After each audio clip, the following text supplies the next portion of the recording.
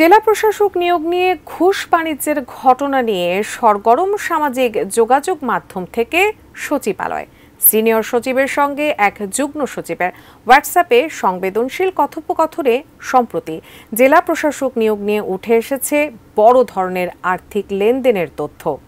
সেই কথোপকথনের ফাঁস হওয়া স্ক্রিনশট নিয়ে একটি প্রতিবেদন প্রকাশ হয়েছে গণমাধ্যমে। তবে এই অভিযোগ অস্বীকার করে একে ফেক নিউজ বলে দাবি করেছেন অভিযুক্ত সিনিয়র সচিব মোখলেসুর রহমান। আরও জানাচ্ছেন ইমতিয়াজ আলম। আমার মোবাইলটা হলো স্যামসাং আর ওনারা যে শো করেছে সেটা হলো আইফোন। ওনারা কে কি দেখালো ওনাদেরকে জিজ্ঞেস করবেন। গত 24শে সেপ্টেম্বর ৩ কোটি টাকার ক্যাশ চেক দিয়ে ডিসির পদায়ন এই শিরোনামে প্রতিবেদন প্রকাশ করে দৈনিক কালবেলা।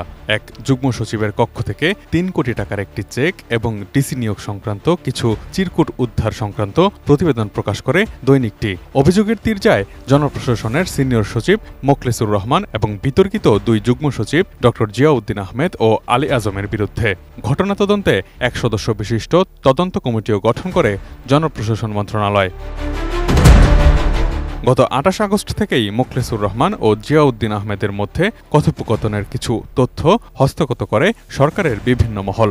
আলাপচারিতায় সিনিয়র সচিব মোখলেসুর রহমান যুগ্ম সচিব জিয়াউদ্দিনকে হোয়াটসঅ্যাপে কথা না বলে সরাসরি কথা বলতে বলেন, কারণ এখন তিনি সংবেদনশীল চেয়ারে আছেন এবং তাকে গোয়েন্দারা নজরে রাখছে বলেও উল্লেখ করেন। কিন্তু সরকার পতনের পর গোয়েন্দা সংস্থাগুলো আগের মতো সক্রিয় নয় দাবি করে ডক্টর জিয়া সিনিয়র সচিবকে আশ্বস্ত করেন। এরই মধ্যে তারা হোয়াটসঅ্যাপ কলেও কথা বলেন। আলাপচারিতার একটি খুদে বার্তায় ডিসি নিয়োগ নিয়ে সবকিছু গুছিয়ে আনা হয়েছে এবং এখন কেউ কিছু করতে পারবে না বলে সচিবকে আশ্বস্ত করেন জিয়া।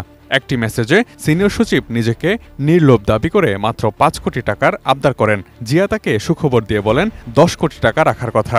এতে সন্তুষ্ট হয়ে সচিব তাকে বলেন, ঠিক আছে, তোমার যেটি ভালো মনে হয়, তবে টাকা পয়সার প্রতি নিজের তেমন লোভ নেই বলেও জিয়াকে জানান সিনিয়র সচিব মোখলেসুর রহমান। আলাপে সচিব গোয়েন্দা সংস্থাকে গিরগিটি হিসেবে আখ্যা দিয়ে সেদিকে খেয়াল রাখার পরামর্শ দেন জিয়াউদ্দিনকে। এ বিষয়ে জিয়া ওই সিনিয়র সচিবকে অভয় দিয়ে কোনো টেনশন না নিতে আশ্বস্ত করেন। আলাপে সচিব অর্ধেক টাকা ডলারে, বাকি অর্ধেক টাকা তার লোকের কাছে নগদ প্রদান করার কথাও বলেন। কোয়ালিটি সম্পন্ন আন্তর্জাতিক মানের still bar CSRM, committed for better still. যদিও খবর প্রকাশের পর মোটা অঙ্কের অর্থের বিনিময়ে জেলার প্রশাসক নিয়োগের অভিযোগে অভিযুক্ত জনপ্রশাসন মন্ত্রণালয়ের সিনিয়র সচিব মোহাম্মদ মোখলেসুর রহমান সংবাদটিকে ফেক বলে দাবি করেছেন। প্রাথমিক যুক্তি হিসেবে তিনি গণমাধ্যমকে জানান তার ব্যবহৃত মোবাইল ফোনটি স্যামসাং ব্র্যান্ডের, আর প্রতিবেদনে দেখানো যে ফোনটি রয়েছে সেটি আইফোন। এই যুক্তির ভিত্তিতে তিনি অভিযোগটি অস্বীকার করছেন। গত সোমবার জনপ্রশাসনের সিনিয়র সচিব মোখলেসুর রহমান একটি সংবাদ সম্মেলন করে দাবি করেন ৩ কোটি টাকার একটি চেক এবং ডিসি নিয়োগ সংক্রান্ত বিষয়ের ওই চেকটি ছিল একটি ভুয়া চেক। কিন্তু ডিসি কাণ্ডে নাম আসা যুগ্ম সচিব আলী আজমকে এরই মধ্যে সিলেটে বদলি এবং বাকিদেরকেও বদলি করা হবে বলে আশ্বস্ত করেন গণমাধ্যমকে।